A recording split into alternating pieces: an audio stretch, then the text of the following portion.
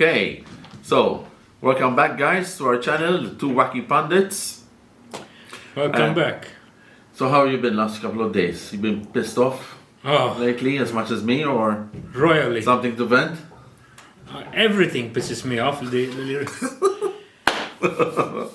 One example, let's see. I'm not gonna start giving names because of liability No, reasons. you can never give out names or company names or nothing. Just I bought shoot the shit. I bought a microphone for this camera that we're using right now, and it didn't work with the camera. I brought it back after 3 days, and the guy, instead of changing it or giving me my money back, instead issued me a ticket. So basically, a repair ticket. A repair for ticket. For a brand new fucking item. For a brand new item which he Crazy. had just given me. Crazy. So I'm kind of pissed off. Just a little bit. As I just told you before we went on air, buy everything online. Do not give anything to the local economy. Yeah, actually, you know what? You're right. Because that's my policy. Whenever I bought something online, it usually worked out just fine. And you have the guarantee of the ship. We're not going to mention the names again. I always had problems when buying things from Malta. But never when I bought things online. It always worked out. There was only one company, at least when it comes to IT stuff, that I trust. That when there's an issue, they give me full scan for rebates. Okay, we shouldn't have mentioned the names, but yeah. Yeah, well, yeah. I guess they deserve it. It's so popular that it's a moot point at this point. So yeah, so that's the thing. Anyway, I had my own crap to deal with in the last couple of days, but I won't get into it because if I start, I'll be so livid that we'll make an episode out of it. It won't even be it won't be censored like for 18 plus. It will have to be at a whole different level. Rated X.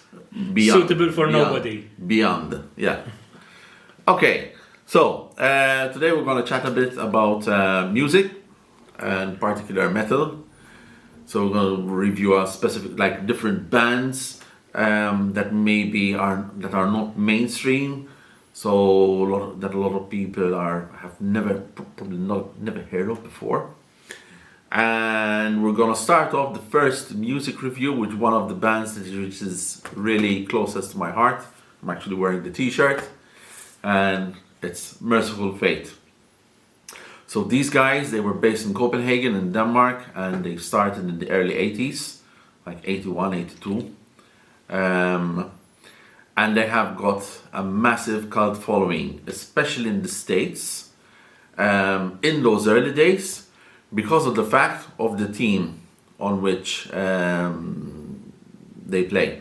So all the lyrics are based on occultism, Satanism.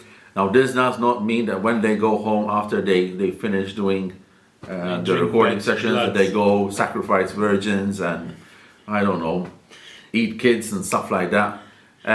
It's actually a business model for the band branding, basically, nowadays. It's a fashion thing today.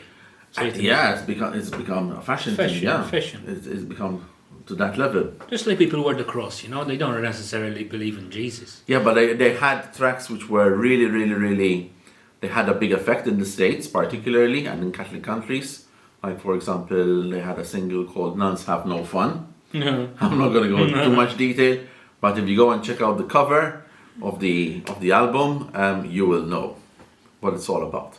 This is also informative. No, but so basically, these guys, Mercyful Fate, together with another 13 or 14 bands, were actually totally banned in the US by, what was her name? Your best buddy, Tipper Gore. The wife of Al Gore. Exactly. And she was in charge of a Senate run or Congress run, I don't know which one it is now. Persecution of all these bands that had explicit lyrics and had like adult themes, which they thought were poisoning the minds of the youth of the 1980s. I hate those people. But thanks to that, it only helped record sales to skyrocket. Right? Yeah, any form of publicity is good publicity. That's right. Full stop. So anyway, apart from that and the cult status of Mercyful Fate. So what kind of music is it? Is it death metal? So, good one. Let's say it is one of the very first black stroke power metal bands. All right. So for those who are not in the know, because you're a metal fan as well, but we have to. I used to be a big metal fan, but now I've mellowed out. Yeah, but we need to get back into the hot seat. Then. Yeah, why and not? hopefully with these, Why not? you'll get back into it. So basically, black metal is all about Satanism, occultism. The tempo is can be slow, dark, and power metal is more like how can I explain it? Remember Europe, that band Europe, Final Countdown, and all that. That was cheesy. Maybe it's not. Okay, remove the cheesiness, keep the riffs, which are the catchy tunes of the guitars, but put it fast forward by 20 or 30. So you have very, very, very fast and catchy riffs, and the stories beyond each and every track is like a horror movie in itself. And this is particularly due to the lyrics written by the frontman of the band, King Diamond. There's a narration. Who is my personal god. There's a narration going on. Yes, absolutely. And you don't see that very often these days. No, yeah, exactly. Well, the last bands that really did it, pushed it to the max regarding concept albums were Pink Floyd, in my opinion. Yes, Pink Floyd. But these guys, especially when Mercyful Fate split up in the late 80s for a while, and then they rejoined as Mercyful Fate. But in that time, King Diamond was writing strictly concept albums. But we'll talk about him in more detail in another session. Okay. So I've got a few of the CDs that I have, which in my opinion are the best ones. There are more. Unfortunately, you know what CDs are, right, folks? I hope you do. Okay, we are that old that we still play CDs. We still play CDs. I do use the MP3s and all that with the earbuds and all that stuff, but I still have my own hi-fi system at home. A kick-ass hi-fi system to burn the house down if I need to. Would do it with oral magic. Oral echoing of hell. So let's see. One particular album which comes to mind is this. So, Don't Break the Oath.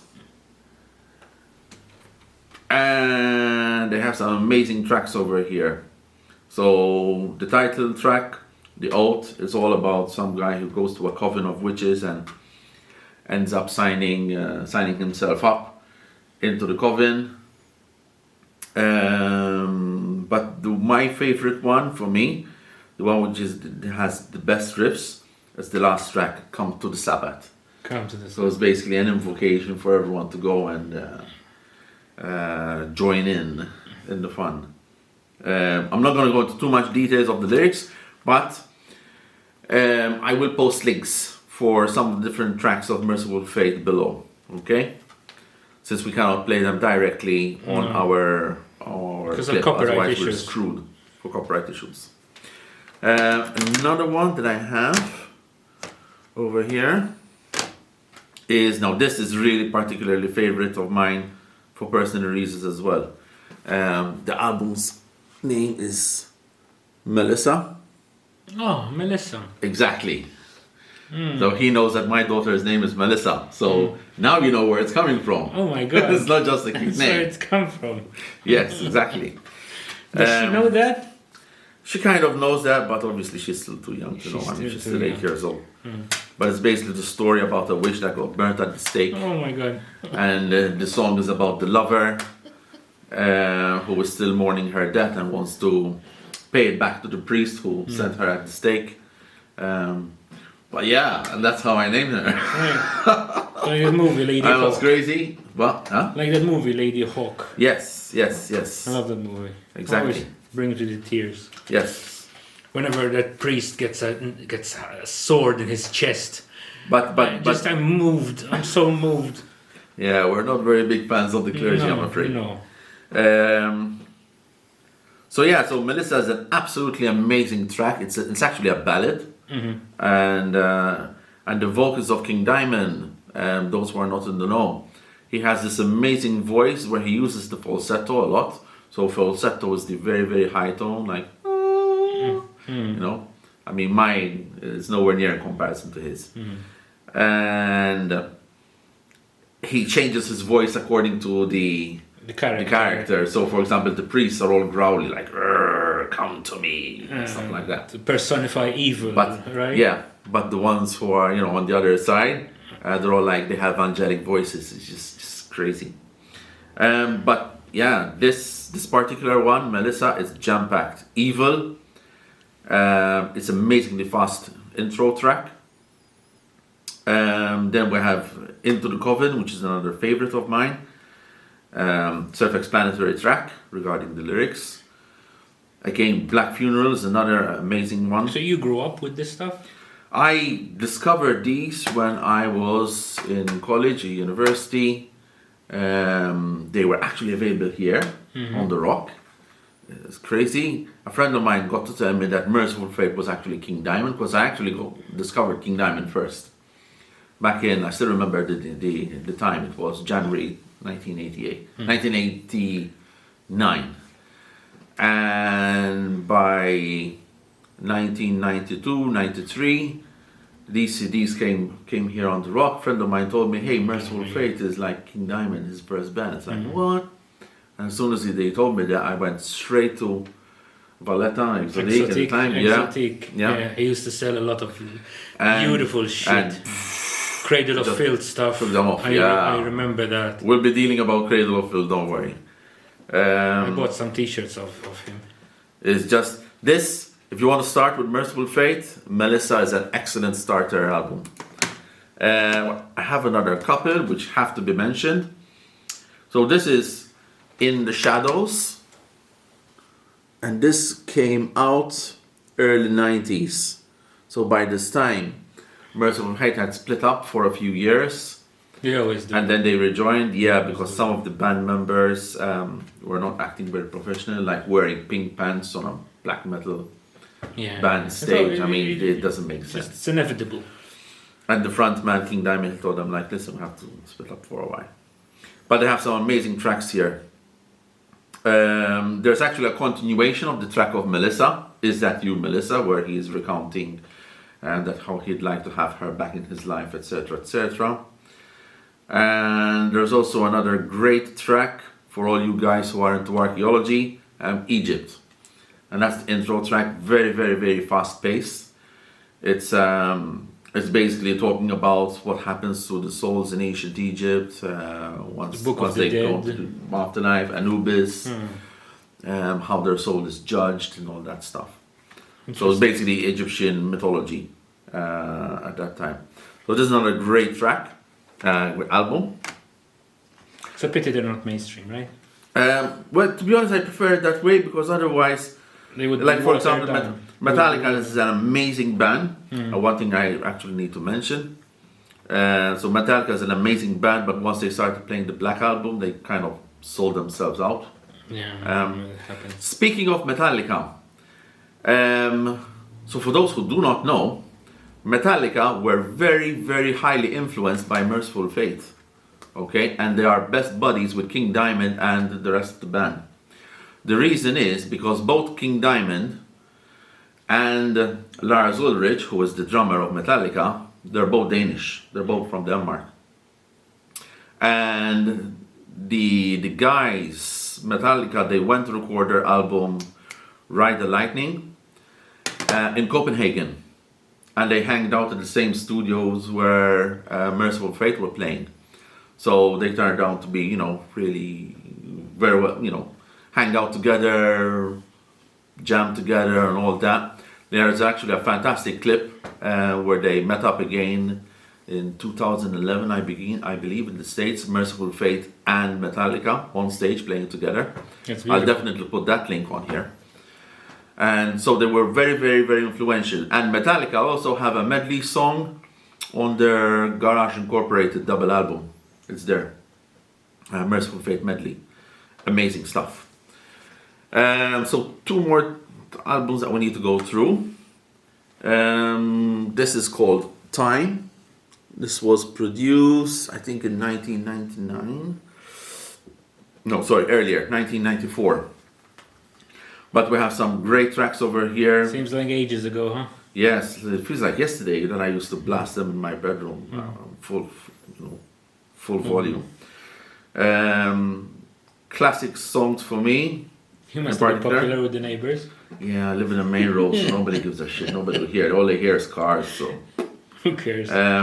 But I did once play Slayer during a Holy Communion procession. Oh my God! I was gonna say Rain the same and Blood. thing. That was a classic. I was gonna say procession. I was hearing all these noise from loudspeakers, and like, what is this shit? Like rosary stuff. And I said, okay, I'll put some Slayer on to drown the noise. And then the day after, I got out in the street and I saw these flower petals in the street. So basically, all these kids passed by the procession, and I was playing Slayer, Rain and Blood. Well, that's another story. I'm digressing here. Lady in Black is the best track in my humble opinion over here. So please do check this out. Again, I'll put the links. And then, as I said, Mercyful Fate were so influential that there are tons of tribute albums. And my favorite tribute album, it's straightforward. Mercyful Fate Tribute. I'll show it over here. There are others, but this is the best one. By Listenable Records from Yonkers, New York. This was produced in 1997, and we have some amazing tracks that not only do justice to the original tracks by Mercyful Fate, but in some of them I have to say actually improved it. Yeah. The first one that comes to mind is the band Luciferion, who did a tribute on the track called Black Funeral. Amazing riffs, like super fast. I mean, Yingy Malmsteen, We need to check Choir them Boy. out. Choir Boy. Definitely let's check them out. And also, we have a tribute track from Dark Tranquility, from their very early days of Lady in Black. And then, the final one is the tribute by the band called NOTRE. And the track is Into the Coven. NOTRE, this band is like a theatrical band. And Snowy Shaw, who was the drummer in this band, was actually one of the ex-drummers of King Diamond as well. Poignant, when you remember what actually happened to Notre Dame. Yeah. I was actually there when it burned down. Oh my God. Maybe it was because of me. I can still remember the I was hoping that one day I'd go and visit it. The one time I go to France and the church burns down. So, okay, so there you have it. I'll try and find the links for these as well, because you do need to listen to them because they are amazing. And that's basically it for now. I will definitely be bringing more from my own metal collection, and even if I don't have the CDs available from them, from my personal stash, I'll be talking about them, because there are some awesome bands that are now taking on the torch, so to speak, of what is King Diamond and his theatrical metal stuff. And believe me, it's some fucking good shit. I just ordered 2 CDs last night. No doubt. I can't wait to get them into my hands. But that's for another session, okay? I'll keep some mystery. So, I think I've chatted enough for today. Wrap it up for today. Yeah. Hope you had fun. If you have any comments, again, be our guest. If you want to be our first troll, please let us know.